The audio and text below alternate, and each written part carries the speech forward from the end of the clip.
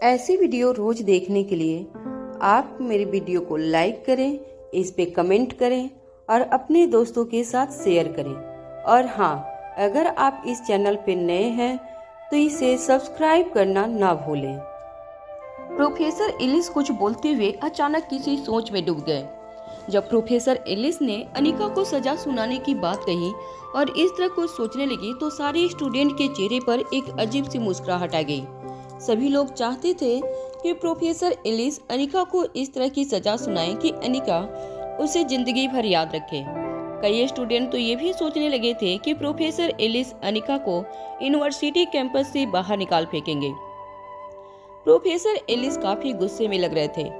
फटी हुई आंखों से अनिका को देखते हुए प्रोफेसर एलिस ने कहा, ये लड़की हमारे साथ ही रहेगी। प्रोफेसर एलिस की ये बात सुनते ही सारे बच्चे शॉक्ड होकर एक दूसरे को देखने लगे। उन्होंने सोचा था कि प्रोफेसर एलिस अनिका को बहुत सख्त सजा सुनाएंगे, मगर प्रोफेसर एलिस ने तो उल्टी बात कह दी थी। जब स्टूडेंट्स ने प्रोफेसर एलिस से कुछ पूछने की कोशिश की तो अपने हाथ के इशारे से रोकते हुए प्रोफेसर एलिस ने कहा, ये लड़की हमारे साथ रहेगी। हालांकि ये हमारे साथ ही नहीं बल्कि ये हमारे एक्सपेरिमेंट को कामयाब होते हुए देखेगी और ये लड़की इस बात का सबूत बनेगी कि डॉक्टर अमृता की ताकत मेरी ताकत के सामने कुछ भी नहीं है। हमें कामयाब होते हुए देखना ही इसकी सजा होगी। प्रोफेसर एलिस की ये बात सुनकर सारे स्टूडेंट खुशी के मारे पागल हो गए। वो जोर जोर से तालियां बजाकर प्रोफेसर एलिस की इस बात की सराहना करने लगे। एक के बाद एक अलग अलग कमेंट्स अनिका के कानों में पड़ने लगे। एक फीमेल स्टूडेंट ने कहा, बहुत अच्छी सजा सुनाई है। इस तरह से तो न सिर्फ डॉक्टर अमृता का घमंड टूटेगा बल्कि उसके चमचे भी समझ जाएंगे कि उनके गुरु की असलियत क्या है। बहुत जल्द उनका घमंड टूटकर हमारे पैरों में गिर जाएगा। तभी एक और स्टूडेंट ने कहा, हम इसे अपना पेट बनाकर रखेंगे। हम अपने सारे काम इससे करवाएंगे, बहुत मजा आएगा। तभी एक और स्टूडेंट की आवाज सुनाई दी, हाँ वैसे भी हमें एक साफ सफाई करने वाले की जरूरत थी। ये लड़की लेबोरेटरी की साफ सफाई करेगी। सभी लोग उस लड़के की बात सुनकर खुश हो गए। जेनिफर को इस वक्त अनिका के साथ खड़ी थी। वह नहीं चाहती थी कि बाकी स्टूडेंट उसे भी अनिका का साथी समझे, इसलिए अपने चेहरे पर झूठ मूठ हंसी लाते हुए बाकी स्टूडेंट के साथ जेनिफर भी अनिका को मिलने वाले तानों पर तालियां बजाने लगी। अभी एक सीनियर स्टूडेंट ने अनिका की ओर देखकर कहा, जाओ एक काम करो, स्पेशल लाइब्रेरी से 102 नंबर की फाइल लेकर आओ। मेरी रिसर्च के लिए उस फाइल का मिलना बहुत जरूरी है। जल्दी जाओ और दौड़ कर लाओ। कहीं न कहीं अनिका भी इसी मौके की तलाश में थी। अनिका के लिए स्पेशल लाइब्रेरी में एंट्री मिलना बेहद जरूरी था। स्पेशल लाइब्रेरी का एक्सेस पाने के लिए ही अनिका ने प्रोफेसर एलिस की असिस्टेंट बनना कबूल किया था। अनिका का इंतजार फाइनली खत्म होने वाला था। स्पेशल लाइब्रेरी में अनिका को एक्सेस मिलने वाला था, इसलिए अनिका ने अपनी नजरें झुकाते हुए उस सीनियर स्टूडेंट से कहा, ठीक है, आप जैसा कहती हो मैं वैसा ही करूंगी। बताइए मुझे कहाँ जाना है। इससे पहले कि वो सीनियर स्टूडेंट अनिका को कुछ बताती, अचानक अपनी जगह से खड़े होते हुए प्रोफेसर एलिस ने ऊंची आवाज में अपने स्टूडेंट से कहा, रुक जाओ, ये करने की कोई जरूरत नहीं है। प्रोफेसर एलिस बड़ी बड़ी आंखों से अनिका को कुछ देर तक देखते रहे। अनिका को लगा शायद प्रोफेसर एलिस को किसी बात का शक हो गया था, मगर अनिका ने भी अपने चेहरे के एक्सप्रेशन चेंज नहीं होने दिए। अनिका को देखकर बाकी स्टूडेंट को अब ऐसा लगने लगा था जैसे अनिका अपनी हार मान चुकी थी और प्रोफेसर एलिस और बाकी स्टूडेंट से घबराकर उसने पूरी तरह सरेंडर कर दिया था। कुछ देर तक अनिका को घूरने के बाद प्रोफेसर एलिस ने अपने दोनों हाथ अपनी कमर पर रखते हुए कहा, ये लड़की लेबोरेटरी के बाहर कहीं नहीं जाएगी और तुम लोग जल्द से जल्द इस एक्सपेरिमेंट को पूरा करने की कोशिश करो। मैं चाहता हूँ कि ये लड़की अपनी आंखों से देखे कि वो जिस डॉक्टर को भगवान माने बैठी है वो हमारे सामने धूल बराबर भी नहीं है। प्रोफेसर एलिस की बात सुनते ही सारे स्टूडेंट अपने अपने कामों में लग गए। अनिका एक कोने में बैठी सभी लोगों को बड़े ही ध्यान से देख रही थी।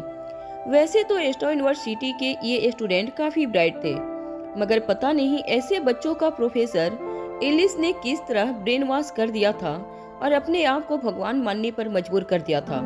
पुराने स्टूडेंट्स की भीड़ के बीच जेनिफर काफी खुश नजर आ रही थी। प्रोफेसर एलिस ने जेनिफर को चुनकर पूरी क्लासरूम के सामने ये बता दिया था कि जेनिफर ही पूरी क्लासरूम में सबसे ब्राइट स्टूडेंट थी। प्रोफेसर एलिस के ग्रुप से जुड़ने के बाद जेनिफर को भी कहीं न कहीं ऐसा लगने लगा था कि अब उसके फ्यूचर को उज्जवल होने से कोई नहीं रोक सकता था। कुछ ही देर में लंच टाइम होने वाला था। सबसे जूनियर होने के नाते सारे सीनियर्स ने जेनिफर से लंच लाने को कहा था। जेनिफर भी काफी खुशी खुशी सबके लिए लंच लेकर आई।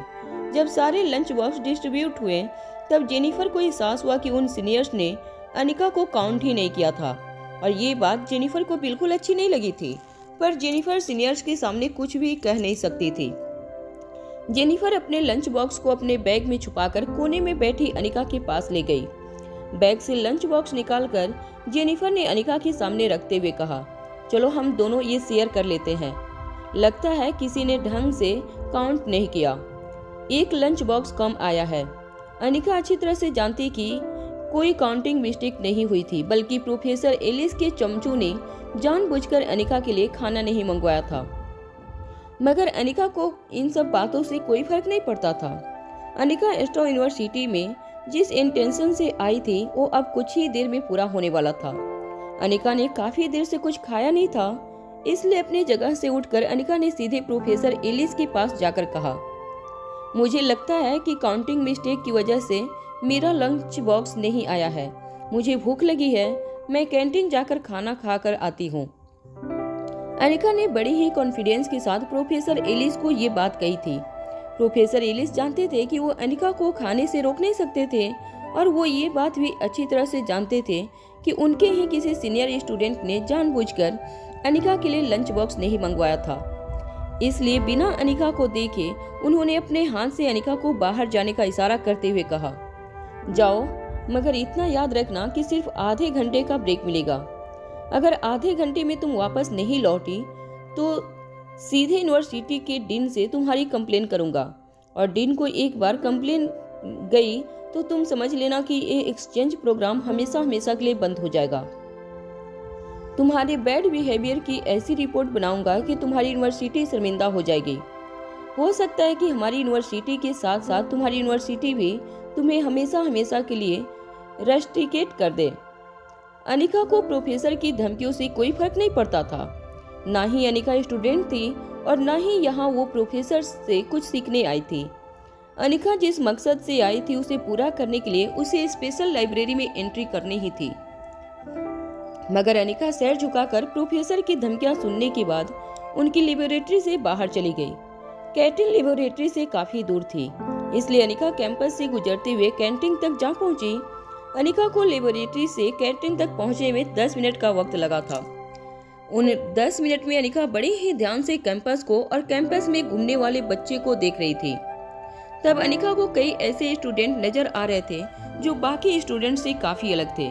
यूँ कहा जा सकता था कि उनकी उम्र के हिसाब से वो लोग स्टूडेंट नहीं लग रहे थे। मगर अनिका अच्छी तरह से जानते थे कि एस्ट्रो यूनिवर्सिटी पोस्ट ग्रेजुएट के लिए भी काफी फेमस थी और कई स्टूडेंट्स 30 साल की उम्र के भी ऊपर थे। अनिका कई सारे चेहरों में उन आंखों को ढूंढना चाहती थी जिन आंखों को उसने बैंक में देखा था। अनिका जानती थी कि वो आदमी जिसे क्रिस्टोफर के गैंग के लोग शक्तिशाली गेंडा कहकर बुलाते थे वो यही कहीं कैंपस में मौजूद था। मगर अनिका ये नहीं जानती थी कि वो कौन था और उसके सामने कब आएगा। कैंटीन में खाना खाने के बाद अनिका ने जब वक्त देखा तब उसे एहसास हुआ कि उसे जल्दी से लेबोरेटरी वापस जाना होगा।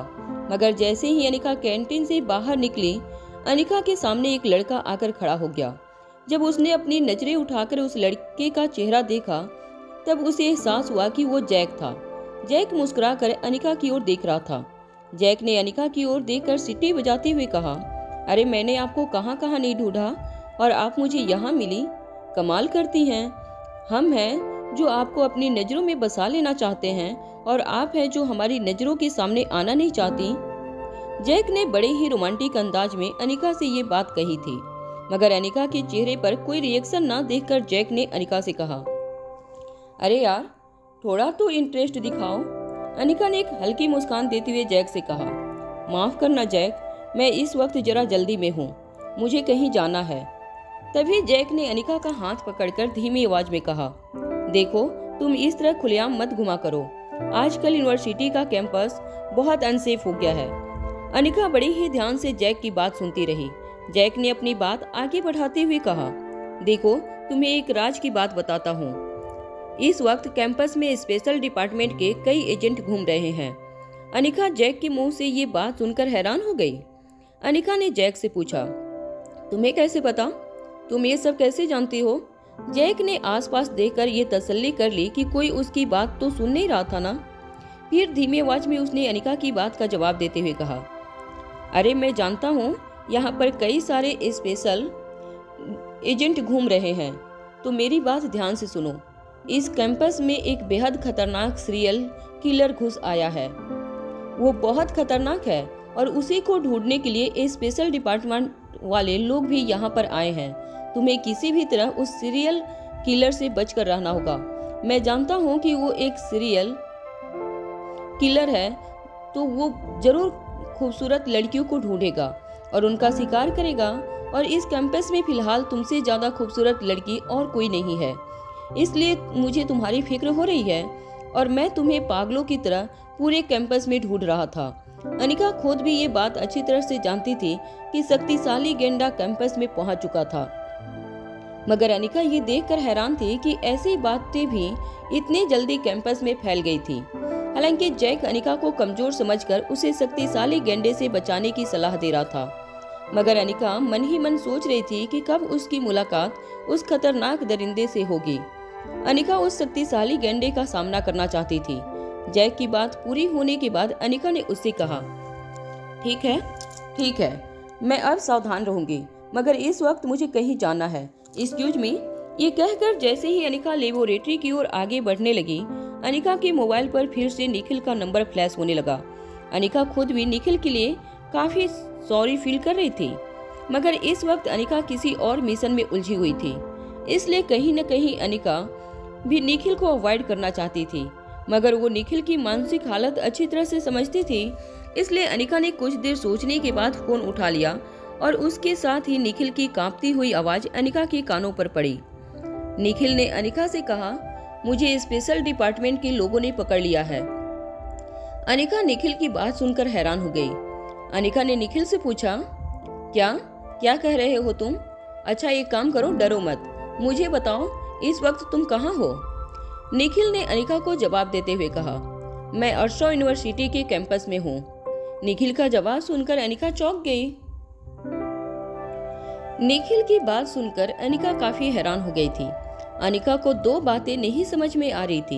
एक तो ये कि निखिल इंडिया से लंदन कब आया, और दूसरा ये कि ये अर्शा यूनिवर्सिटी के अंदर कैसे पहुंचा था। निखिल फोन पर काफी घबराया हुआ लग रहा था। निखिल ने अनिका से कहा, देखो तुम जल्दी से जल्दी यहाँ आ जाओ, ये लोग मुझे कुछ और ही समझ रहे हैं। मुझे लगता है कि ये लोग किसी और को ढूंढ रहे हैं और गलती से मुझे पकड़ लिया है, मगर अब मुझे बहुत डर लग रहा है। तुम यहाँ आ जाओ जल्दी से। हेड ऑफिस की बिल्डिंग के पास ही एक छोटा सा सुनसान पार्क है। उस पार्क के बीचों बीच वाटर पंप के लिए एक छोटा सा कमरा बनाया गया है। उसी कमरे में इन लोगों ने मुझे कैद कर लिया है। तुम जल्द से जल्द यहाँ आ जाओ। इससे पहले कि अनिका निखिल को कुछ पूछ पाती कि वो कैसे जानता था कि अनिका भी अर्शा यूनिवर्सिटी में मौजूद है, निखिल का फोन डिस्कनेक्ट हो गया। निखिल की बातें सुनकर अनिका काफी हैरान हो गई थी। अनिका ने इंडिया में किसी को नहीं बताया था कि वो लंदन जा रही थी। फिर ये बात निखिल तक कैसे पहुंची, ये बात खुद अनिका भी नहीं जानती थी। हैरान अनिका यूनिवर्सिटी हेड ऑफिस के पीछे बने पार्क की ओर जाने लगी। अनिका ने देखा कि स्पेशल डिपार्टमेंट के कई एजेंट सिविल ड्रेस में पार्क के आसपास घूम रहे थे। अनिका ने उन्हें देखते ही ये अंदाजा लगा लिया था कि वो लोग छुप छुप कर अपने आसपास हो रही गतिविधियों पर नजर बनाए हुए थे। वो सभी एजेंट बारी बारी से एक दूसरे को देखकर कोई न कोई इशारा कर रहे थे। हालांकि अनिका खुद स्पेशल डिपार्टमेंट की एक एजेंट रह चुकी थी, इसलिए उनके काम करने का तरीका अनिका अच्छी तरह से जानती थी। जब अनिका पार्क के बीचों बीच बने उस वाटर पंप के कमरे के पास पहुंची तो अनिका ने देखा कि भूमिका एक ऑफिसर के साथ बात कर रही थी। वो ऑफिसर भूमिका से कह रहा था, अरे मैडम, हमने जिस आदमी को पकड़ा है, हमें पूरा शक है कि ये वही आदमी है जिसे हम ढूंढ रहे हैं। वो यूनिवर्सिटी कैंपस में यहाँ वहाँ किसी को ढूंढ रहा था और हमें उस पर शक हो गया। हमें पता चल गया कि वो यहाँ का रेगुलर स्टूडेंट नहीं था। हालांकि दिखने में बिल्कुल स्टूडेंट जैसा है, मगर उसकी हरकतों से हमने अंदाजा लगा लिया था कि वो यूनिवर्सिटी के कैंपस में अच्छी तरह से वाकिफ नहीं था। जब हमने इस लड़के से पूछताछ की तो उसने हमें जो भी बातें कही हमें थोड़ी अटपटी लगी। आईडी कार्ड दिखाने के लिए बोले जाने पर हमें यकीन हो गया कि ये आईडी कार्ड उसका नहीं था, फोटो किसी और की लगी हुई थी। थोड़ा सख्ती से पूछने के बाद उसने बताया कि वो आईडी कार्ड किसी और का चुराया था और इसलिए हमें यकीन हो गया कि हो ना हो ये वही आदमी है जिसे ढूंढने के लिए हम लोग यहाँ पर आए हैं।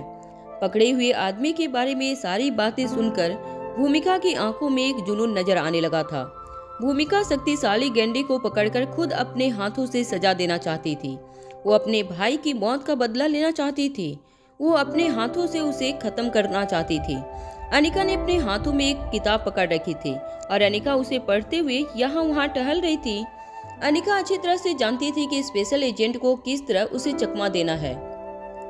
स्पेशल एजेंट को बस यही लग रहा था कि अनिका उन स्टूडेंट में से थी जो पार्क में पढ़ाई करना चाहती थी, मगर अनिका के कान पूरी तरह से भूमिका और उस ऑफिसर के बीच हो रही बातों पर जमे हुए थे। उस ऑफिसर की बात सुनने के बाद भूमिका तेजी से वाटर पंप वाले रूम के अंदर चली गई। जब कमरे का दरवाजा खोलकर अंदर बैठे शख्स की तरफ भूमिका ने देखा तो भूमिका हैरान रह गई। भूमिका ने निखिल को देखते ही कहा, तुम यहाँ क्या कर रहे हो?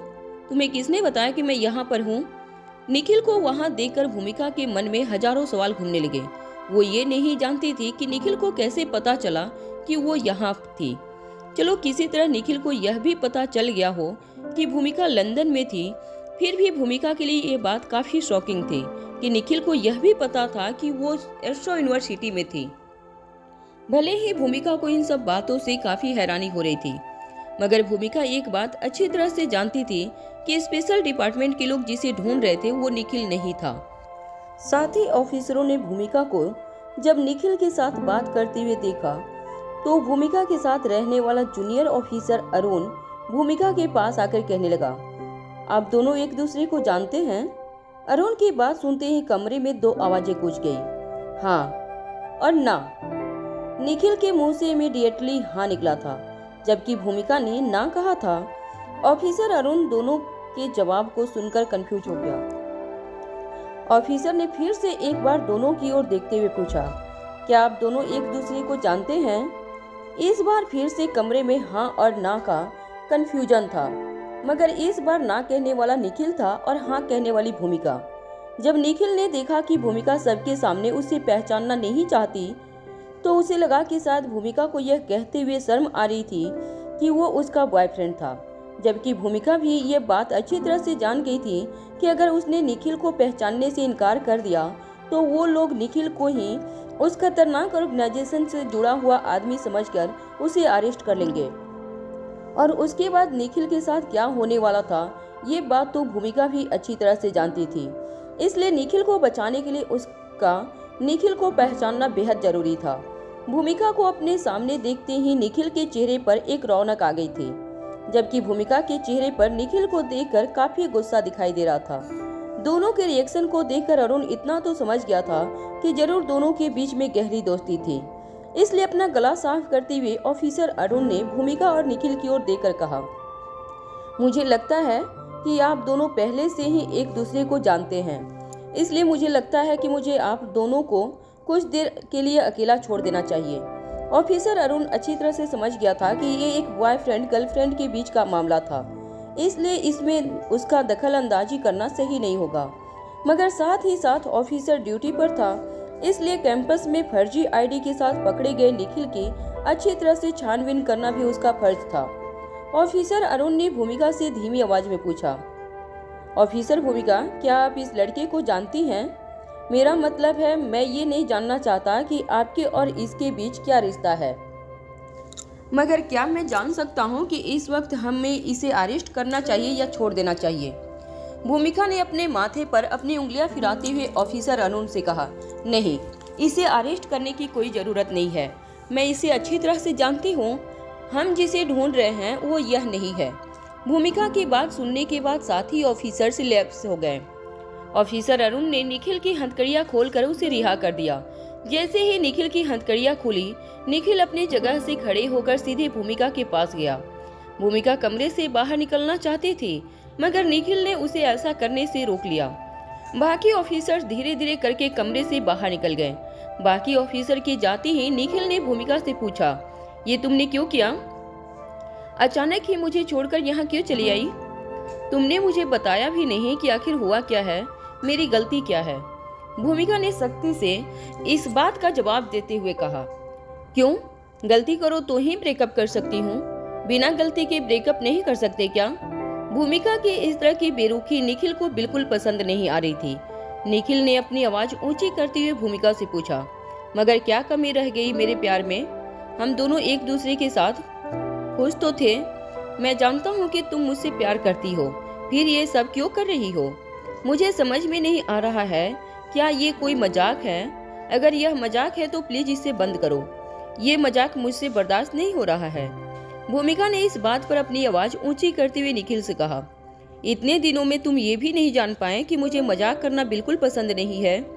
इस बार निखिल ने भी अपनी आवाज ऊंची करते हुए भूमिका से कहा, तुम्हें मजाक करना पसंद नहीं है तो मुझे मजाक बनना भी पसंद नहीं है।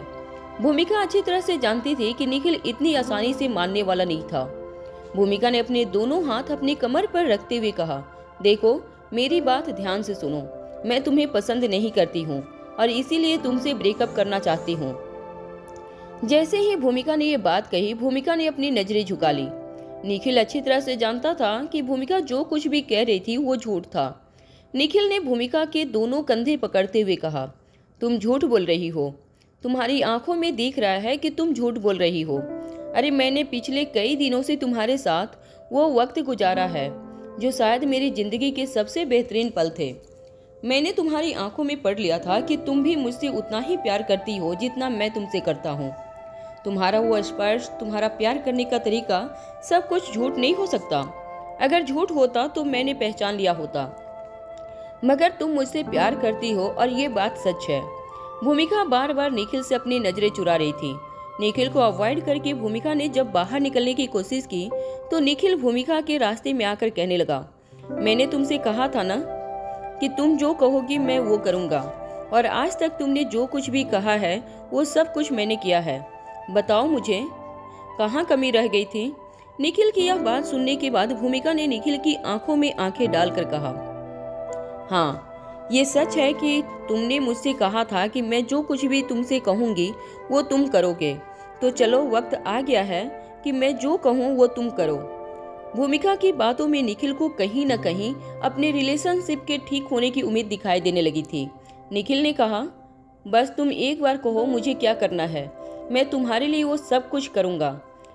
निखिल की बात सुनकर भूमिका ने कहा, तो एक काम करो, यहाँ से चले जाओ और दोबारा जिंदगी में मुझे अपनी शक्ल मत दिखाना।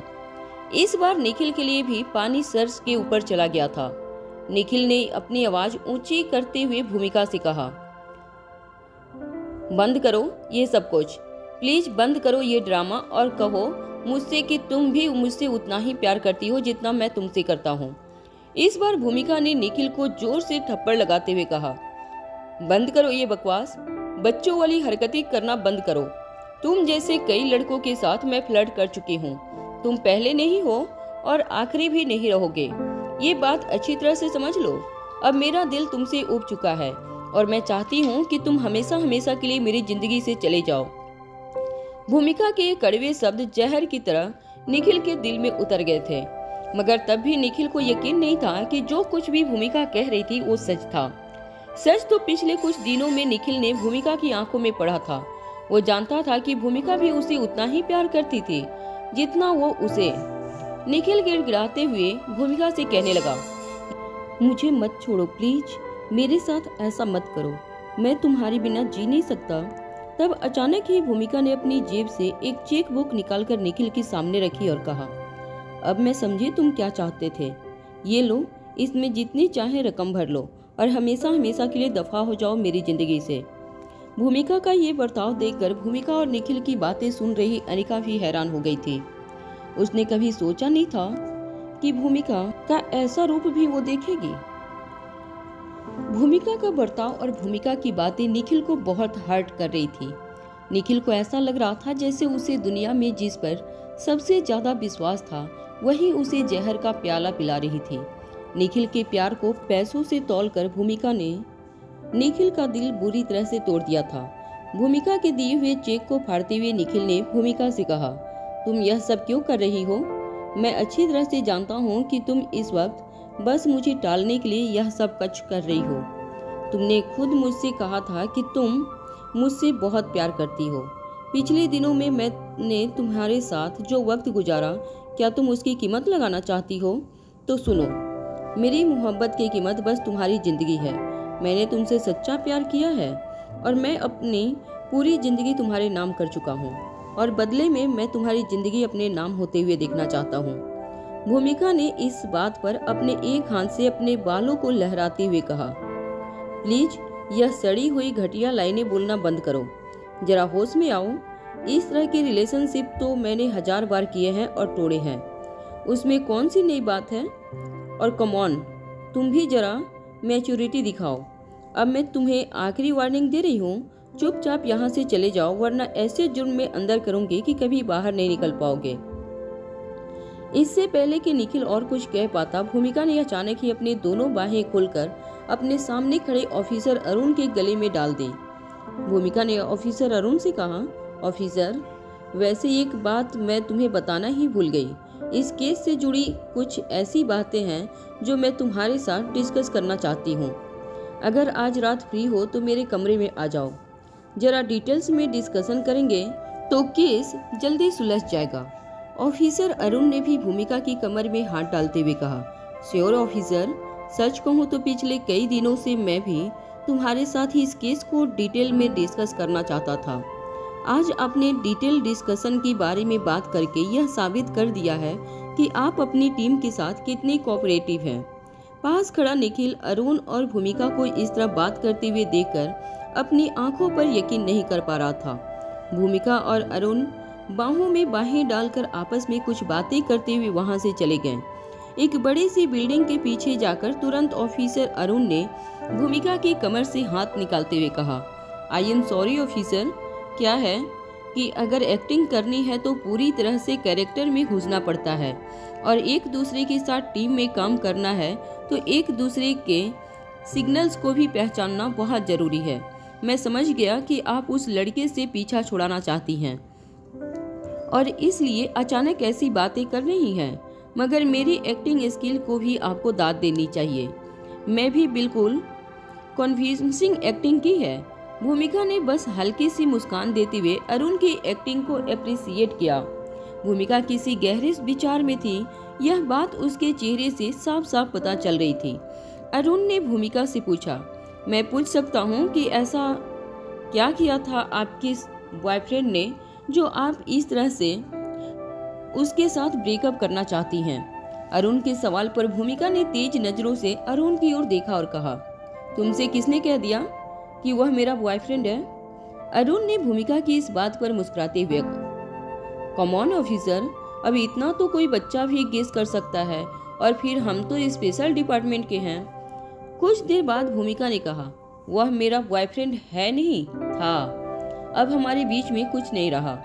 इसके पहले कि अरुण कोई और बात भूमिका से पूछता, भूमिका ने गुस्से से अरुण की ओर देखकर पूछा, देखो हम लोग ऑफिसर हैं, हमारी पर्सनल और प्रोफेशनल लाइफ एक दूसरे से जुड़ी हुई नहीं है, इसलिए मेहरबानी करके पर्सनल लाइफ में दखल अंदाजी मत करो। भूमिका का गुस्सा देखकर अरुण ने अपने होठों पर लॉक लगाने का इशारा करते हुए कहा, आई एम सॉरी, आज के बाद आपकी पर्सनल लाइफ में दखल अंदाजी नहीं करूंगा। भूमिका ने अरुण को इंस्ट्रक्शन देते हुए कहा, मेरी बात ध्यान से सुनो, हमारे सारे ऑफिसर से कह दो कि चाहे कुछ भी हो जाए, आज यूनिवर्सिटी की सारी लेबोरेटरीज खाली करवा दे। जितने भी एक्सपेरिमेंट चल रहे हैं उन्हें एक दिन के लिए रोकना पड़ेगा।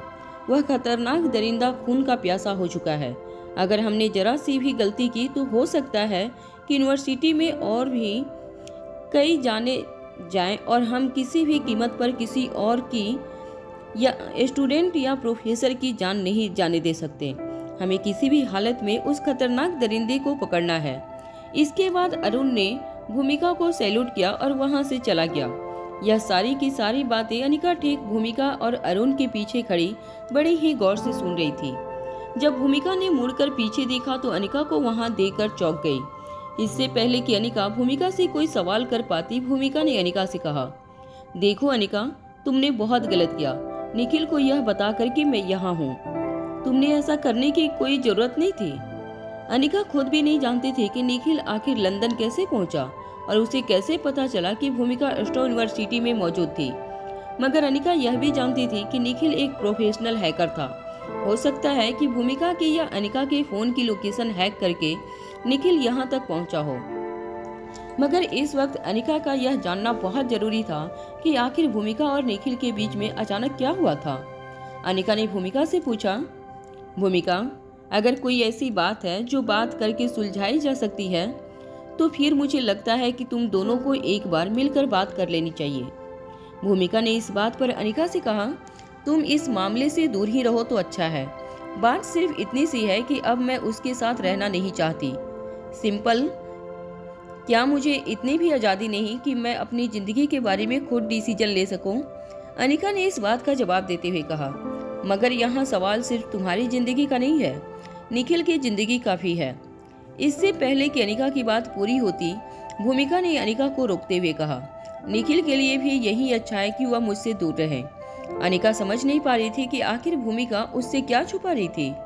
अनिका ने खुद भूमिका की आंखों में निखिल के लिए इमोशंस पढ़ लिए थे, मगर अचानक ही भूमिका इस तरह का बर्ताव क्यों कर रही थी, यह बात अनिका की समझ के बाहर थी। भूमिका ने अपने दोनों हाथ अपनी कमर पर रखने के बाद अनिका से कहा, मैंने अक्सर ऐसा सुना था कि यह दुनिया बहुत छोटी है, मगर कभी इस बात का एहसास नहीं हुआ था। मगर अब सचमुच ऐसा लगता है कि वाकई में यह दुनिया बहुत छोटी है। अनिका ने भूमिका के कंधे पर हाथ रखते हुए पूछा, क्या हुआ? ऐसा क्यों कह रही हो तुम? क्या हुआ है तुम्हारे साथ? मुझे बताओ। भूमिका ने फिर से अपने होश संभालते हुए अनिका की ओर देखा और कहा, इस वक्त मैं ड्यूटी पर हूँ और एक बहुत इम्पोर्टेंट मिशन पर हूँ। तुम जानती हो कि उस खतरनाक दरिंदे को पकड़ना कितना जरूरी है और इस वक्त मेरा पूरा फोकस उस खतरनाक शक्तिशाली गैंडे को पकड़ने पर है। मैं अपना फोकस हिलाना नहीं चाहती और तुम्हें भी कह रही हूँ कि तुम प्लीज यहाँ से दूर रहो। यहाँ कुछ भी बहुत ही खतरनाक होने वाला है और मैं नहीं चाहती कि तुम किसी खतरे में पड़ो। इस वक्त मैं अपनी ड्यूटी निभा रही हूँ, तुम किसी तरह निखिल को यहाँ से वापस भेज दो। यह कहने के बाद भूमिका अपने ऑफिसर्स के साथ वॉकी टॉकी पर बात करते हुए वहां से निकल गई। अनिका भूमिका को गौर से देखती रही थी। वह समझने की कोशिश कर रही थी कि आखिर भूमिका उससे क्या कहना चाहती थी। मगर जब अनिका मुड़कर लेबोरेटरी की ओर वापस जाने लगी तब उसने देखा कि निखिल वहीं कुछ दूरी पर खड़ा सब कुछ सुन रहा था। निखिल की आंखों से आंसू बह रहे थे। अनिका अच्छी तरह से समझ पा रही थी कि निखिल के दिल पर क्या गुजर रही थी। निखिल के पास जाकर अनिका ने कहा, मुझे लगता है अब तुम्हें वापस चले जाना चाहिए, यहाँ रहने का कोई फायदा नहीं है। अनिका की यह बात सुनने के बाद निखिल ने कहा, नहीं, चाहे कुछ भी हो जाए मैं यह जानकर रहूंगा कि आखिर भूमिका मेरे साथ ऐसा क्यों कर रही है। बिना किसी कसूर, बिना किसी गलती के इतनी मोहब्बत करने वाले के साथ वो ऐसा क्यों कर रही है। मैं बस कुछ दिनों के लिए यहीं रहूंगा। अनिका जानती थी कि निखिल इतनी जल्दी जिद छोड़ने वाला नहीं था। अनिका ने निखिल से पूछा, यहाँ कहाँ रहने वाले हो? तुम्हें किसी भी चीज की जरूरत हो तो मुझे बताना। निखिल ने बड़ी बड़ी आंखों से अनिका की ओर देखते हुए कहा, वह तो तुम बताओगे कि मुझे कहाँ रहना है, मैं तो यहाँ तुम्हारे भरोसे पर ही आया हूँ। अनिका अब थोड़ी इरिटेट होने लगी थी। निखिल अब जबरदस्ती अनिका के गले पड़ रहा था।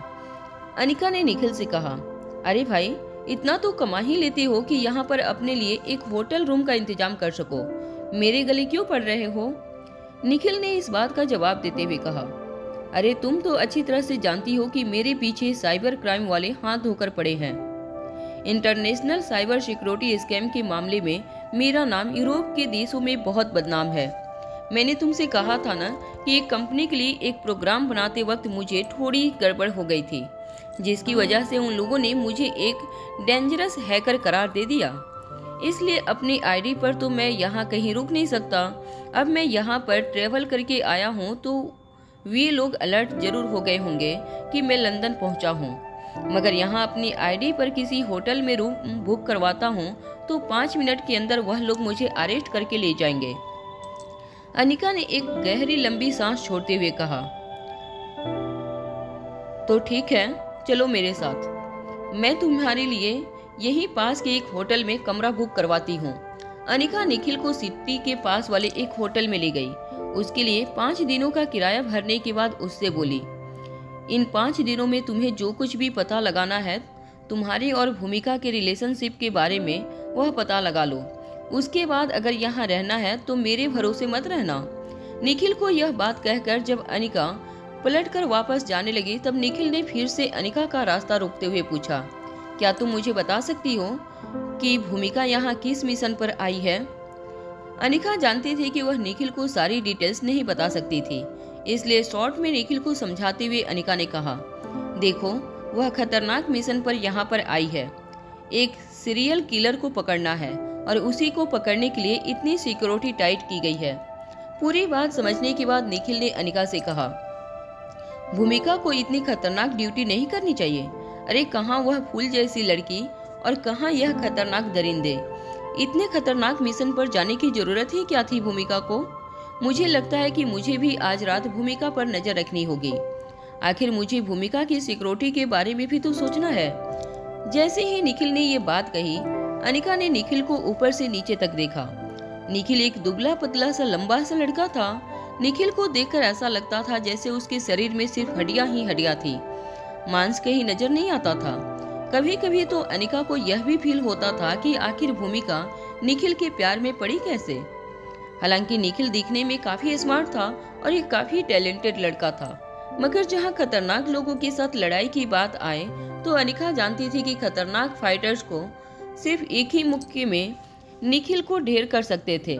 इसलिए निखिल को आगे कुछ बोलने से रोकते हुए अनिका ने कहा, अगर तुम उसे बचाने के लिए यहाँ गए तो उसके लिए प्रॉब्लम्स और भी ज्यादा बढ़ सकती है। तुम उसे तो बचा नहीं पाओगे, मगर उसे तुम्हें बचाने के लिए डबल मेहनत करनी पड़ेगी। अगर तुम सचमुच उसकी सेफ्टी और सिक्योरिटी चाहते हो तो इतना करना कि उसकी कोई मदद न करना।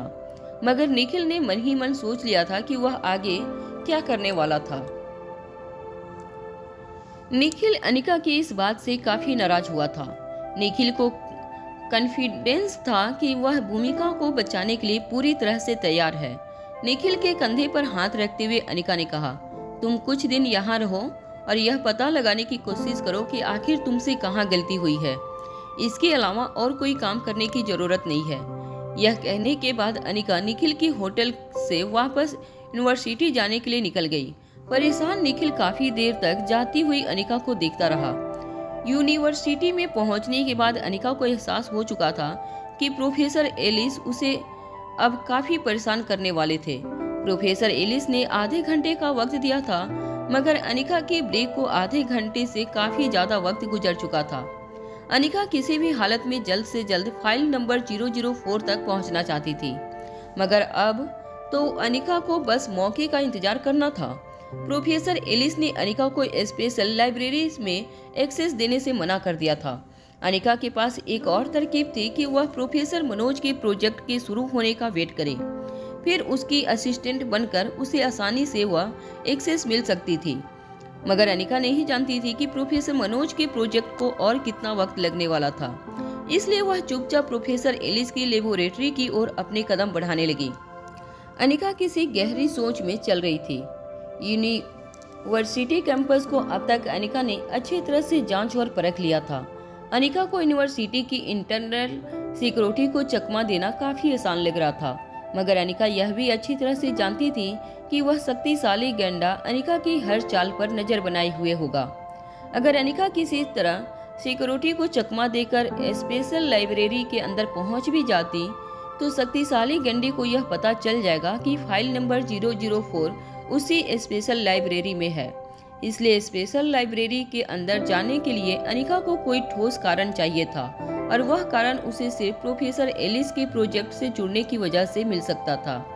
जब अनिका उनकी लेबोरेटरी के पास पहुंची तब उसे दो लोगों के आर्गुमेंट करने की आवाज आने लगी।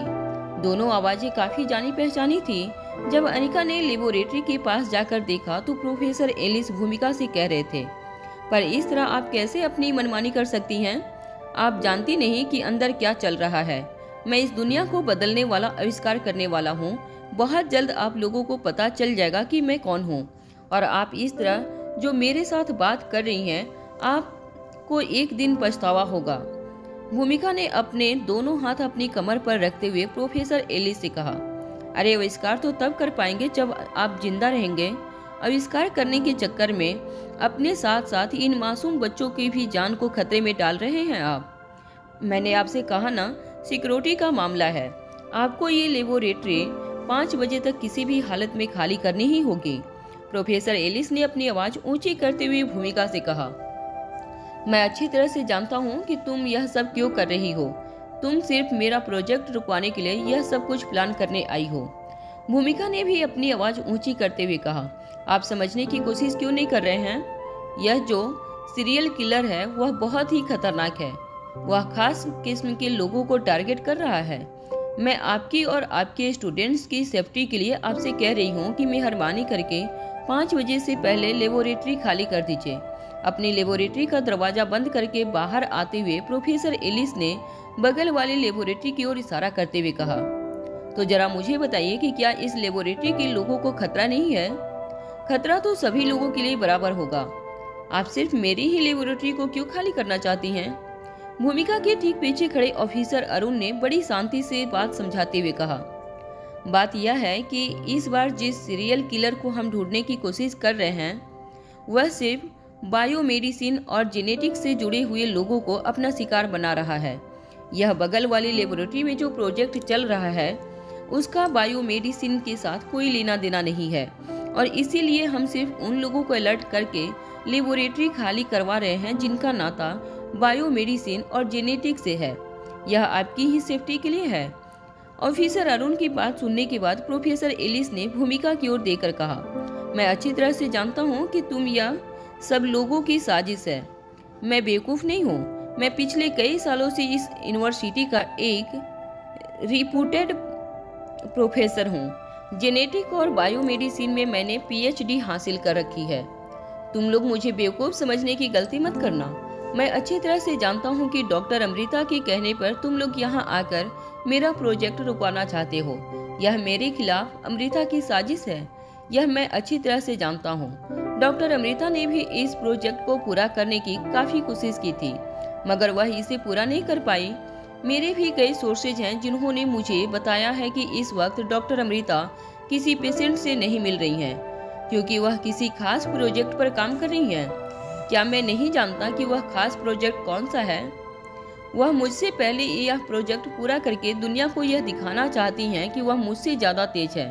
मुझे रेस में हराने की कोशिश करते हुए वह तुम लोगों की मदद ले रही है, मगर मैं तुम लोगों की यह कोशिश कामयाब नहीं होने दूंगा।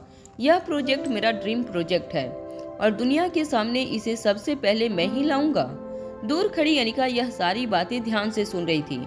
अनिका ने खुद ही राजलक्ष्मी से यह कहा था कि वह कुछ दिनों के लिए लंदन जा रही है, और यह बात किसी को पता नहीं चलनी चाहिए। अगर कोई पूछे तो राजलक्ष्मी यह बता दे कि अनिका किसी जेनेटिक प्रोजेक्ट पर काम कर रही है जो बेहद मुश्किल है, और इसीलिए कुछ दिनों तक लेबोरेटरी में ही रहेंगे और किसी से मिल नहीं पाएंगे। अनिका ने जो बात जानबूझकर फैलाई थी वह बात उसी के खिलाफ इस्तेमाल की जा रही थी।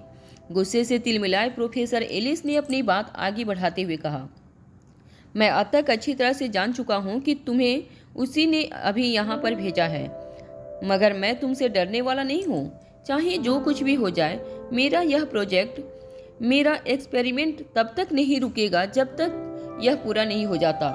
मैं जानता हूँ कि तुम एक ऑफिसर हो, मगर मैं किसी से डरने वाला नहीं हूँ। तुम दोनों एक ही देश के हो सकता है कि तुम दोनों रिलेटिव हो, या शायद उनसे तुम्हें यह सब करने के लिए मोटी रकम खिलाई हो। चाहे कारण जो कुछ भी हो, मैं तुम्हारी धमकी से डरने वाला नहीं हूँ, और मैं यह एक्सपेरिमेंट रोकने वाला नहीं हूँ। यह कहने के बाद प्रोफेसर एलिस अपने लैब का दरवाजा खोलकर अंदर चले गए और अपने रिसर्च में खोए हुए बच्चों को जोर से चिल्लाते हुए कहने लगे, आप सबके लिए एक बहुत इम्पोर्टेंट अनाउंसमेंट है। यह दरवाजे पर जो पुलिस वाले खड़े हैं वो लोग हमें एक्सपेरिमेंट करने से रोक रहे हैं। हमें डराने की कोशिश कर रहे हैं कि यूनिवर्सिटी में कोई खूंखार दरिंदा घूम रहा है जो बायोमेडिसिन से रिलेटेड लोगों की जान लेना चाहता है। मगर मैं अच्छी तरह से जानता हूँ कि यह डॉक्टर अमृता की कोई गहरी साजिश है। वह मुझसे पहले अपना प्रोजेक्ट पूरा करना चाहती हैं और इसीलिए मेरा प्रोजेक्ट रोकने के लिए यह सब कुछ कर रही हैं। सारे बच्चे प्रोफेसर की बात सुनकर हैरान होकर एक दूसरे को देखने लगे। प्रोफेसर ने अपनी बात आगे बढ़ाते हुए कहा, जो बच्चे एक्सपेरिमेंट छोड़कर जाना चाहते हैं और जिन जिन लोगों को डर लग रहा है वह जा सकते हैं, मगर मैं किसी भी हालत में आज रुकने वाला नहीं हूँ। उस डॉक्टर अमृता से पहले मैं यह प्रोजेक्ट और एक्सपेरिमेंट पूरा करके रहूंगा। भूमिका ने यह बात सुनते ही अपने कदम आगे बढ़ाते हुए कहा, वो किसी प्रोजेक्ट पर काम नहीं कर रही हैं, फिर यह प्रोजेक्ट जल्दी पूरा करने का सवाल ही पैदा नहीं होता। प्रोफेसर एलिस ने कहा, यह क्या बकवास कर रही हो तुम कैसे जानती हो कि वो कोई प्रोजेक्ट पर काम नहीं कर रही हैं या काम कर रही हैं? भूमिका यह बात अच्छी तरह से जानती थी कि डॉक्टर अमृता यानी कि अनिका इस वक्त किसी प्रोजेक्ट पर काम नहीं कर रही थी, मगर यह बात भूमिका प्रोफेसर एलिस को समझा नहीं सकती थी। इसलिए प्रोफेसर एलिस और बाकी स्टूडेंट को भरोसा दिलाने के लिए भूमिका ने कहा, यह बात मैं इसलिए अच्छी तरह से जानती हूँ क्योंकि डॉक्टर अमृता मेरी सिस्टर इन लॉ है। जैसे ही सभी लोगों ने यह बात सुनी, सब लोग हैरान होकर एक दूसरे को देखने लगे। तभी प्रोफेसर एलिस ने ताली बजाती हुई भूमिका से कहा, अरे वाह, अब पता चला कि असली कनेक्शन क्या है। वह तुम्हारी सिस्टर इन लॉ है और इसीलिए तुम चाहती हो कि मेरे एक्सपेरिमेंट के सारे रिजल्ट तुम किसी तरह उस तक पहुंचा दो और जो नाम और शोहरत मुझे मिलनी चाहिए वह मेरी जगह डॉक्टर अमृता को मिल जाए। दोनों ने मिलकर यह पूरी साजिश की है। मैं यह बात पहले से अच्छी तरह से जानता था और अब तुमने यह बात कहकर यह साबित कर दिया है कि डॉक्टर अमृता दिन रात बस सिर्फ एक ही सपना देखती हैं, किसी भी तरह वह मुझे हराकर बायोमेडिसिन की दुनिया में अपना नाम करना चाहती हैं। इस बार न सिर्फ प्रोफेसर एलिस बल्कि प्रोफेसर एलिस के सारे स्टूडेंट भी इस बात को सच मानने लगे थे। प्रोफेसर एलिस ने अपने स्टूडेंट की ओर देखकर कहा, अब चाहे कुछ भी हो जाए, आज मेरी जान ही क्यों न चली जाए, मगर मैं इस तरह की साजिश का शिकार नहीं बनूंगा। मैं अपना एक्सपेरिमेंट पूरा करके रहूंगा, चाहे कोई मेरा साथ दे या ना दे। प्रोफेसर की बातों में स्टूडेंट के दिल में एक जोत जगा दी थी। सारे स्टूडेंट एक दूसरे का हाथ पकड़कर भूमिका और अरुण के सामने खड़े हो गए और एक के बाद एक अपनी आवाज ऊंची करते हुए कहने लगे, हम बिल्कुल नहीं जाएंगे, चाहे कुछ भी हो जाए। हम हमारा प्रोजेक्ट पूरा करने के बाद ही इस लेबोरेटरी से बाहर जाएंगे, चाहे हमें इसके लिए पूरे सिस्टम का सामना क्यों न करना पड़े। भूमिका और अरुण दोनों जान चुके थे कि जिन बच्चों को बचाने के लिए वह लोग यह सब कुछ कर रहे थे, वही बच्चे उन्हें करप्ट सिस्टम का हिस्सा समझकर उनके खिलाफ खड़े हो गए थे। एक फर्स्ट ईयर के स्टूडेंट ने आगे आते हुए भूमिका की ओर देखकर कहा, अगर मैडम आपने हमसे हमारी आज़ादी छीनने की कोशिश की तो हम आपके सीनियर्स को आपकी कंप्लेन करेंगे। चाहे कुछ भी हो जाए, हम हमारे फंडामेंटल राइट्स नहीं छोड़ेंगे। यह प्रोजेक्ट पूरा करना हमारा फैशन है और चाहे कुछ भी हो जाए, इस प्रोजेक्ट से हम हमारे प्रोफेसर डॉक्टर एलिस का नाम मिटने नहीं देंगे। डॉक्टर अमृता चाहे कितनी भी कोशिश कर ले, हमारी सच्चाई के आगे उनको झूठ को झुकना ही होगा। भूमिका अच्छी तरह से समझ गई थी कि अब इन बाकी बच्चों को समझाने का कोई फायदा नहीं था, इसलिए अपनी जेब से कुछ कागजात निकालकर उन्हें मेज पर रखते हुए उसने प्रोफेसर एलिस से कहा, ठीक है, तो इन डॉक्यूमेंट्स पर साइन कर दीजिए। इन डॉक्यूमेंट्स में लिखा है कि हमारे समझाने के बावजूद आप हमारी बात मानने के लिए तैयार नहीं हैं और इसलिए आपके साथ यहाँ लैब में जो कुछ भी होगा उसके जिम्मेदार आप खुद होंगे और आपके साथ साथ सारे बच्चों की जान की जिम्मेदार भी आप अपने सर पर लेते हैं। अगर यहाँ बच्चों के साथ या आपके साथ कोई ऊंच नीच हो गई तो हमारा पुलिस डिपार्टमेंट उसका जिम्मेदार नहीं होगा। प्रोफेसर एलिस ने भी बड़ी ही ताव में अपनी जेब से पेन निकाला और एक के बाद एक हर डॉक्यूमेंट पर साइन करती हुई भूमिका से कहा, अरे मैं सब जानता हूँ कि यह सब तुम लोगों की चाल है हमें डराने की, मगर हम इतनी आसानी से डरने वाले नहीं हैं और कोई सीरियल किलर मौजूद नहीं है यहाँ पर। हमने तो कभी नहीं देखा उसे। मैं अच्छी तरह से जानता हूँ कि यह सब तुम लोगों ने हमें डराने के लिए फैलाया है, मगर उस डॉक्टर अमृता की कोई भी घिनौनी चाल में मैं कामयाब नहीं होने दूंगा। यह लो, मेरे सारे डॉक्यूमेंट्स पर मैंने अपने दस्तखत कर दिए हैं। मैंने अपनी और अपने सारे बच्चों की जान की जिम्मेदारी खुद अपने सर पर ली है। सीरियल किलर की बात सुनकर बच्चों की भीड़ के पीछे खड़ी 2 लड़कियां घबराकर आगे आईं और कहने लगी, रुक जाइए, हमें यह मंजूर नहीं है। उन दोनों लड़कियों को देखकर ऐसा लग रहा था जैसे वो दोनों सारी बातें सुनकर काफी डर गई थी, मगर वह दोनों लड़कियां इससे पहले कि अपना डर भूमिका और अरुण के सामने दिखाती, प्रोफेसर ने उन दोनों लड़कियों के हाथ नीचे करते हुए कहा, चुपचाप जाकर अपना काम करो। इस तरह की बकवास सुनकर डरने की कोई जरूरत नहीं है। तुम नहीं जानती कि तुम दोनों कुछ ही दिनों में एक महान काम को अंजाम देने जा रही हो, और बड़ी बड़ी कामयाबी के लिए छोटी छोटी मुश्किलों का सामना तो करना ही पड़ता है। दस्तखत करने के बाद प्रोफेसर ने वह कागजात भूमिका के हाथों में थमा दिए और कहा, अब तुम लोग जा सकती हो यहाँ से। जब सारे बच्चों की तरफ से प्रोफेसर ने यह बात भूमिका से कही तो भूमिका ने वह कागजात अरुण को थमाते हुए सारे बच्चों की ओर देखकर कहा, देखो, अगर तुम लोगों को कोई भी खतरा महसूस हो तो मैं इस कार्ड में अपना नंबर यहाँ पर छोड़े जा रही हूँ, और अगर कोई इमरजेंसी हो तो बस जोर जोर से आवाज दे देना। मेरे आदमी आसपास ही रहेंगे।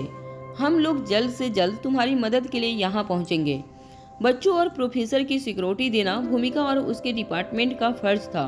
भले ही प्रोफेसर ने अपनी और उन बच्चों की जान की जिम्मेदारी अपने सर पर ले ली थी, मगर भूमिका और बाकी ऑफिसर्स अपनी जिम्मेदारी से मुंह नहीं फेर सकते थे। भूमिका ने अपने सारे ऑफिसर्स को अलर्ट कर दिया था कि वह प्रोफेसर एलिस की लेबोरेटरी का खास ध्यान रखे। बायोमेडिसिन और जेनेटिक एक्सपर्ट होने के नाते इस वक्त यूनिवर्सिटी में अगर सबसे ज्यादा खतरा किसी लेबोरेटरी पर मंडरा रहा था तो वह थी प्रोफेसर एलिस की लेबोरेटरी। भूमिका और अरुण के जाने के बाद सारे बच्चे फिर से अपने अपने कामों में लग गए। वहाँ 2 लड़कियां जो डरी हुई लग रही थी, वह भी अपना डर अपने दिल में छुपाकर चुपचाप अपना काम करने लगी। अनिका भी शोर शराबे का फायदा उठाकर चुपचाप कोने में जाकर अपनी जगह पर बैठ गई। प्रोफेसर यह बात पूरी तरह से भूल चुके थे कि अनिका सिर्फ आधे घंटे के ब्रेक पर बाहर गई थी। भूमिका और ऑफिसर अरुण की बातों ने प्रोफेसर एलिस को काफी परेशान कर दिया था। प्रोफेसर एलिस भी अपनी जगह पर बैठकर लैपटॉप पर कुछ काम करने लगे। जैसे ही घड़ी में 5 बजे अनिका उठकर बाहर जाने लगी। अनिका को बाहर जाता हुआ देखकर प्रोफेसर ने अनिका से कहा, रुक जाओ लड़की, कहाँ जा रही हो तुम? अनिका ने घड़ी की ओर देखते हुए प्रोफेसर से कहा, दरअसल सर, मुझे घर जाना होगा। इस बात पर चिढ़ते हुए प्रोफेसर अपनी जगह से खड़े हुए और अपने चश्मे उतारकर सख्त आवाज में अनिका से कहने लगे, क्या तुम भी उन ऑफिसर की बातों से डर गई हो? दरअसल बात ये नहीं है। असल में अनिका घर जाकर अपने तीनों बच्चों की देखभाल करना चाहती थी। वह जानती थी कि ज्यादा घंटों तक तीनों बच्चों को अकेला छोड़ना सही नहीं होगा, मगर इससे पहले कि अनिका प्रोफेसर से कुछ कह पाती, प्रोफेसर ने सारे स्टूडेंट की ओर देखकर कहा, देखो, इस लड़की को इतनी सी बात सुनकर डर गई है और अब इतने बड़े एक्सपेरिमेंट को छोड़कर जाना चाहती है। मैंने इसे इतिहास में अमर होने का एक मौका दिया है, मगर यह लड़की है कि खुद ही अपने पैरों पर कुल्हाड़ी मारकर जाना चाहती है। ठीक है, कोई बात नहीं, जाओ यहाँ से। आखिर तुमसे और उम्मीद भी क्या की जा सकती है? यह कहकर प्रोफेसर एलिस फिर से अपने चश्मे पहनकर अपनी लैपटॉप स्क्रीन में देखने लगे। अनिका ने अपने ही पास खड़ी जेनिफर का हाथ पकड़कर धीमी आवाज में कहा, देखो जेनिफर, मुझे नहीं लगता तुम्हें भी यहाँ रुकना चाहिए। यह स्पेशल डिपार्टमेंट के लोग थे, जो लोग किसी स्पेशल मिशन पर यहाँ पर आए हैं, और अगर वह लोग यहाँ आए हैं, इसका मतलब यह है कि जिस आदमी को वह लोग पकड़ना चाहते हैं वह बेहद खूंखार और डेंजरस है, और मुझे नहीं लगता कि तुम्हें इतना बड़ा रिस्क उठाना चाहिए। अनिका की बातें सुनकर जेनिफर के हाथ पांव ठंडे पड़ने लगे थे। कहीं न कहीं जेनिफर को भी अनिका की बातों पर विश्वास होने लगा था। जेनिफर ने डरते हुए अटकती हुई आवाज में प्रोफेसर के सामने जाकर कहा, सर, क्या मैं भी जा सकती हूँ? जेनिफर की बात सुनते ही प्रोफेसर एलिस का सर गुस्से से चकराने लगा। टेबल पर जोर से अपना हाथ मारते हुए प्रोफेसर एलिस अपनी जगह से खड़े हुए और ऊंची आवाज में जेनिफर से कहने लगे, क्या तुम भी इस लड़की की तरह पागल हो गई हो? अरे मैं तुम्हें अच्छी तरह से जानता हूँ, तुम्हारे सामने इतना ब्राइट फ्यूचर पड़ा है, तुम इतनी डरपोक कैसे हो सकती हो? अरे तुम तो जानती हो ना कि वह डॉक्टर अमृता हाथ धोकर मेरे एक्सपेरिमेंट के पीछे पड़ी हैं, या उसी की एक चाल है। क्या तुम एक महान एक्सपेरिमेंट को पूरा करने के लिए अपने बाकी सीनियर्स की तरह या एक रात रुककर काम नहीं कर सकती? अनिका की बातों ने जेनिफर के दिल पर बहुत गहरा असर डाल दिया था। सीरियल किलर के नाम से ही जेनिफर के हाथ पैर कांपने लगे थे। जेनिफर ने फिर से अटकती हुई आवाज में कहा, सर नहीं, वह दरअसल बात यह है कि मुझे अभी जाना होगा, कुछ जरूरी काम है। मैं सुबह फिर से आ जाऊंगी, आपके लिए और बाकी सारे सीनियर्स के लिए नाश्ता भी लेकर आऊंगी। जेनिफर की बात सुनकर प्रोफेसर जोर जोर से हंसने लगे। कुछ देर बाद प्रोफेसर ने जेनिफर की आंखों में आंखें डालकर कहा, यह सारे स्टूडेंट दिन रात काम करके एक्सपेरिमेंट को पूरा करने में मेरी मदद करेंगे, और एक्सपेरिमेंट पूरी होने के बाद तुम बिना किसी तकलीफ उठाए अपना नाम इस एक्सपेरिमेंट के असिस्टेंट कैटेगरी में जोड़ना चाहती हो। जो लड़की इस वक्त ऐसे इंसानों का साथ दे रही है जो मेरी सबसे बड़े दुश्मन डॉक्टर अमृता के साथी हैं, क्या तुम समझती हो कि ऐसी लड़की को मैं अपने एक्सपेरिमेंट में कोई क्रेडिट दूंगा? मेरी एक बात कान खोलकर सुन लो, अगर तुम इस वक्त इस लेबोरेटरी से बाहर गई तो इतना समझ लेना कि तुम इस एक्सपेरिमेंट का हिस्सा नहीं रहोगी। तुम्हारा नाम इस एक्सपेरिमेंट से हमेशा हमेशा के लिए हटा दिया जाएगा। यह प्रोजेक्ट जब दुनिया के सामने आएगा तो इस प्रोजेक्ट की कामयाबी में सिर्फ उन्हीं लोगों का नाम जुड़ा होगा जो लोग इस वक्त मेरे साथ खड़े हैं, जैसे यह मेरे बाकी स्टूडेंट्स। अगर तुम इस लड़की का साथ देकर इसके साथ लेबोरेटरी से बाहर जाना चाहती हो तो बेशक जा सकती हो, मगर इतना याद रखना, यहाँ से जाने के बाद तुम वापस इस प्रोजेक्ट का हिस्सा नहीं बन सकती। तुम्हें इस प्रोजेक्ट से अपना नाम हटाना होगा। अनिका जानती थी कि प्रोफेसर की बात तो काफी अनजस्टिफाइड थी। अनिका ने प्रोफेसर से कहा, मगर आप इस तरह से जबरदस्ती हमें रोक नहीं सकते। आप ही ने अभी उन ऑफिसर के सामने फंडामेंटल राइट की बात की थी। ऑफिशियल यूनिवर्सिटी का कोई भी प्रोजेक्ट सिर्फ 5 बजे तक चलता है, उसके बाद ओवर टाइम करने के लिए हमें रुकना है या नहीं यह हमें खुद ही तय कर सकते हैं। प्रोफेसर अच्छी तरह से जानते थे कि लेबोरेटरी में कुछ ऐसे लोग मौजूद थे जो धीरे धीरे अनिका की बातों से सहमत हो सकते थे, इसलिए बच्चों के सामने अपनी आवाज ऊंची करते हुए प्रोफेसर ने कहा, अभी तुम सबको यह तय करना है कि तुम्हें इस एक्सपेरिमेंट का हिस्सा बनकर हमेशा हमेशा के लिए इतिहास में अपना नाम लिखवाना है, या फिर ऐसी छोटी मोटी बातों को इम्पोर्टेंट देकर यहाँ से चले जाना है। जेनिफर काफ़ी अपॉर्चुनिस्टिक लड़की थी। जेनिफर अपना करियर बनाने के लिए कोई भी रिस्क उठाने के लिए तैयार थी, इसलिए अपना हाथ ऊपर करते हुए जेनिफर ने प्रोफेसर से कहा, मैं यहीं रुकूंगी। अपने सीनियर्स के साथ रहकर इस एक्सपेरिमेंट को पूरा करने में मैं आप सबकी मदद करूंगी। मैं किसी भी हालत में इस एक्सपेरिमेंट को पूरा करना चाहती हूँ। यह न सिर्फ एक एक्सपेरिमेंट के लिए जरूरी है, बल्कि इस एक्सपेरिमेंट का हिस्सा बनना मेरा भी पैशन है। जेनिफर की बात सुनकर प्रोफेसर के चेहरे पर मुस्कान आ गई, मगर वहीं अनिका ने बड़ी कैजुअली कहा, नहीं, मैं इतना बड़ा रिस्क लेकर इस एक्सपेरिमेंट का हिस्सा नहीं बनना चाहती। जब इंसान की जान ही नहीं रहेगी तो इतिहास में उसका नाम हो या ना, इससे उसे कोई फर्क नहीं पड़ेगा। अगर जान है तो जहान है, जहान में तो सब कुछ है या होने वाला है, उससे हमें तभी फर्क पड़ेगा जब हम जिंदा रहेंगे। इसलिए किसी भी कामयाबी से ज़्यादा जरूरी है इंसान की जिंदगी। लेबोरेटरी में पीछे काम कर रही 2 लड़कियां अनिका की यह बात सुनकर एक दूसरे को देखने लगी। वह यह डिसाइड नहीं कर पा रही थी कि आखिर उन्हें इस वक्त क्या करना चाहिए।